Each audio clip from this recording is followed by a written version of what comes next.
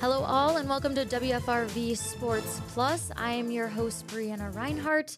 The Sport Bros are gone for today, so I'll be taking over. It's my first time navigating through all the gadgets back here, so bear with me. But to get things started, we will start out with some Packer news. Packers and Bears will be facing each other this Saturday for the second time this regular season. It's definitely going to be a great matchup, but I will state the obvious. There are a lot of injuries that the Packers are dealing with right now. The injury report came out today, and Packers listed 10 questionable. Amongst those that are listed questionable, we have, let me pull this up on my phone here for you. Evan Williams, he was not participating at practice today. And then we have, let's see here. Dontavian Wicks, questionable. Zach Tom, still questionable. He also was not at practice today. Micah Parsons is out. The big breaking news this week on Saturday when he tore his ACL. And then Josh Jacobs was not at practice today. He is also listed questionable. So again, there are 10 Packers that are listed questionable for Saturday. We spoke with Matt LaFleur this morning, and he just said a lot of the players are playing day to day. And then on the opposite end for the Chicago Bears, they're also a little banged up. They have 3 that are listed as out for the game on Saturday, and players that stand out would be Rome Odunze, one of their star wide receivers. He will not be playing. And then, let's see here. We also have another one of their wide receivers, Luther Burden, who is also listed out. But going back to earlier what I said, we spoke with Matt LaFleur this morning, kind of just catching up, previewing this Packers-Bears game that people may consider a rematch. So I will pull up his presser from this morning for you guys to listen to. Moment. With Edmonds presumably coming back for Chicago, what does that do to challenge you guys? Just gives them another really good player. I think he's played outstanding football. I mean, you could argue, the leader of their defense, and so it gives them a good piece back. What did you think of what you saw from Christian Watson yesterday? Encouraging.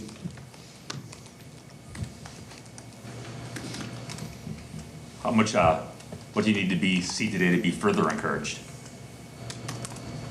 Just going out there and running around and making plays. Ultimately, it's going to come down to just obviously medical decision, but where he's at on Saturday. Will Josh or Zach Tom go today? They will not. What does that mean for their Saturday? It means we'll give them up to game time. Is there anybody that you can rule out at this point? Let me just check this little list here. Yeah, there will be a couple guys that will end up ruling out here. I'm anticipating after practice, which that'll be then. I don't like breaking news, Rob. Okay. We'll try to do. You always do. Matt, at tight end, we're asked about Luke earlier in the week. Josh had an injury. But John Fitzpatrick, his snaps went up. Was that necessarily because of Zach, or how do you feel that he's been doing in his role as tight end? I think Fitzy's done a nice job. I think all those guys have kind of carved out a niche for themselves in regards to what we're going to put them in the positions that we're going to put them, and I think he's done a really good job with that. Matt, the Bears haven't had a home game with kind of this much at stake, this much on the line in quite a while. What kind of atmosphere and everything are you expecting walking in? I think it'll be like the first time we went down there in 2019 to open up the season. I think it's going to be electric. I'm sure they're going to have the big baritone national anthem guy out there and piping it away. I think it's going to be an unbelievable atmosphere. I think it's playoff football atmosphere, so it'll be fun. What does it take to overcome that? from your end? Great focus, concentration, knowing the plan inside and out. I think the guys have done a really nice job over the last 2 days preparing and just knowing what to do. And ultimately, it's going to come down to the execution of that. That's good. All right. We'll see y'all later. Thanks.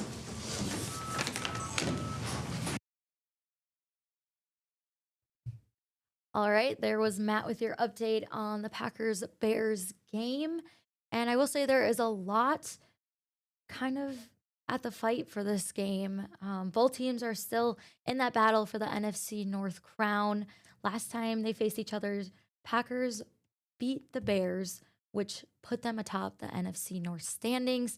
But given last week's chaos with the Packers losing to the Broncos and then the Bears winning against the Browns, they flip-flopped that standing, and the Bears are back atop the NFC North.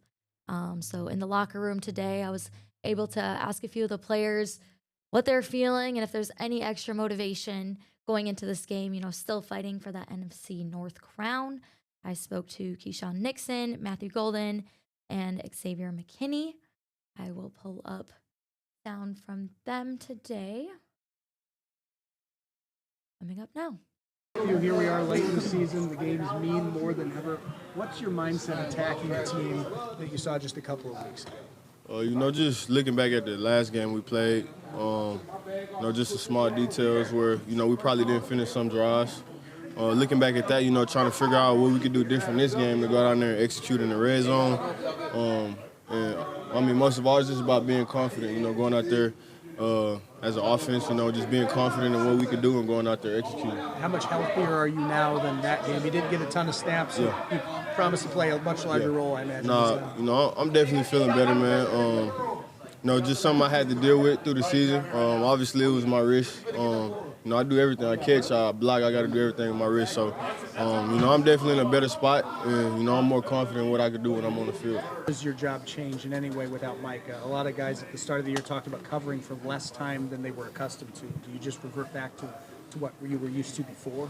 We was a top 5 defense last year. Same team came back. We added Micah, of course. He was a big difference, but, he's not out there this weekend. We wish he was there, but we still got to play ball. Still got to, we got goals to accomplish as a defense, and we want to win the Dorf still, so we got to try to do that without Micah. So that's just what it come to. Love him, wish he was here, but we still got to play ball for us. You were preparing to be a really good defense without him on it. Yeah. How does that help you now, if at all? I think we built that chemistry with each other. Obviously, the majority of the guys, with him not being here, like on the field with us now, the majority of guys that are here now was here last year. So we have that chemistry already built up. We already had a top 5 defense. So, like I said before, we lost a great player and a very impactful player for our team and our defense. But at the same time, we got really good players as well. We got good depth, and we got guys that were already here that are also really good. So that's how I see that. You and the Bears have kind of been going back and forth atop the NFC North. Is there a little extra motivation going into this game to prove that you guys deserve being at the top? Yeah, I guess because it's the Bears. So obviously that rivalry is there, and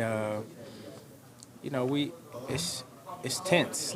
It's smoke for us and it's smoke for them. So I think we both have that understanding as teams and organizations that it's always going to be a clash. So we're trying to get that top spot. They're trying to get the top spot, and it's just going to be about who's going to go out there and compete the hardest, and who's going to do their job the best. And I think that's all it's going to come down to. Here we are late in the season. The game's. All right, that was some sound from the locker room today.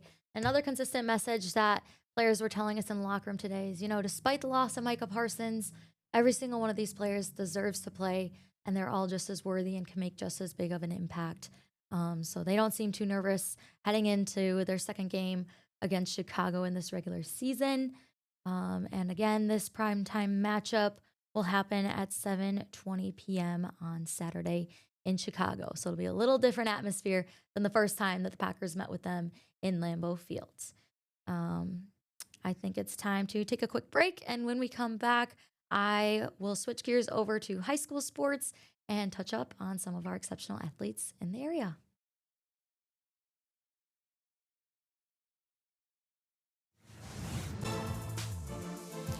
Hi, all, and welcome back to WFRV Sports Plus. I am your host, Brianna Reinhart, and I want to switch gears now over to high school sports. I would have to say one of my favorite parts about this job is doing an exceptional athlete feature every single week. I've enjoyed going around our area and getting to know athletes and hearing their exceptional stories. And this past week, I will say that this story hit a little closer to home for me. I took a visit to Manitowoc Lincoln, which I am a SHIP alum. I graduated from Manitowoc Lincoln High School, and my favorite sport there was gymnastics growing up. And I was able to do a feature story on one of their gymnasts, Ella Zutz. She is a very inspiring athlete.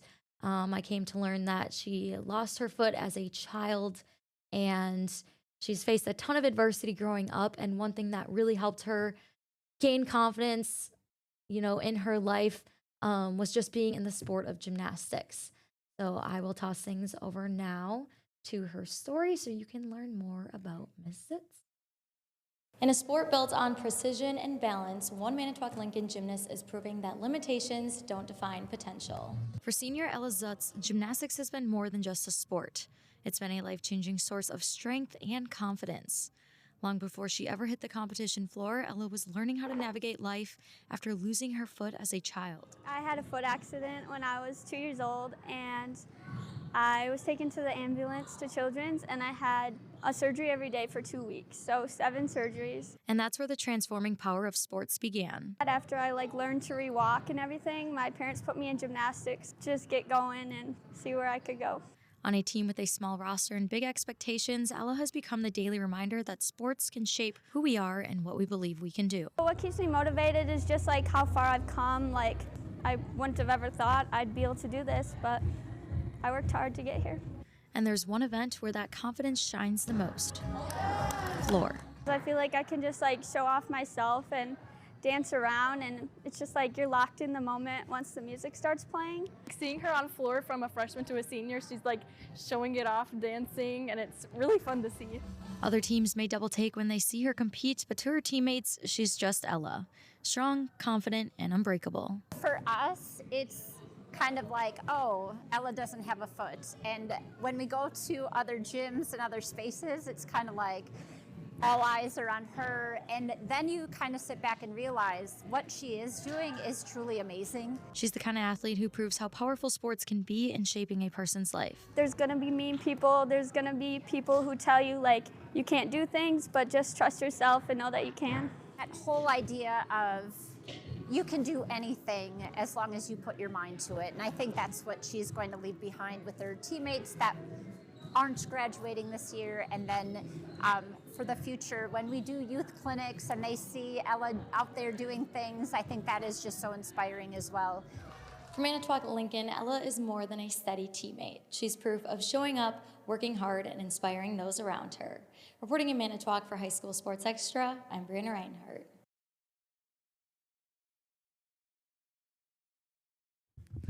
All right, that was Miss Ella Zutz. Just another key tidbit about her. She is an all-around gymnast, so I know I featured her mainly on floor and beam, which are two of her favorites, but she just got the opportunity to compete in all 4 events 2 meets ago. So she was very excited about that. And I will say, being a gymnast formerly, it's challenging enough to do all those sports on 2 feet. So props to her. She's doing amazing, and she is just truly such a kind-hearted person and super sweet girl. And then later this week, I'm going to preview who our next exceptional athlete is. We have Mr. AJ Ivy. He is a senior basketball player at Bayport, and he was truly just someone that we felt was a great fit for this feature. He came from Chicago, transferred to Bayport this year, and as you know, it can be difficult being a new student at any school, and especially when you're joining a new team. You got to figure out how to bond with new players, and you never know if you're going to mesh well or not. But AJ has definitely fit in really well with this Bayport basketball team and made an impact really early on. I'm not going to show you guys the full package just yet, but I will give you a little sneak peek into AJ's story coming up now. From the moment he stepped foot onto the hardwood in Green Bay, AJ didn't just adapt, he took flight.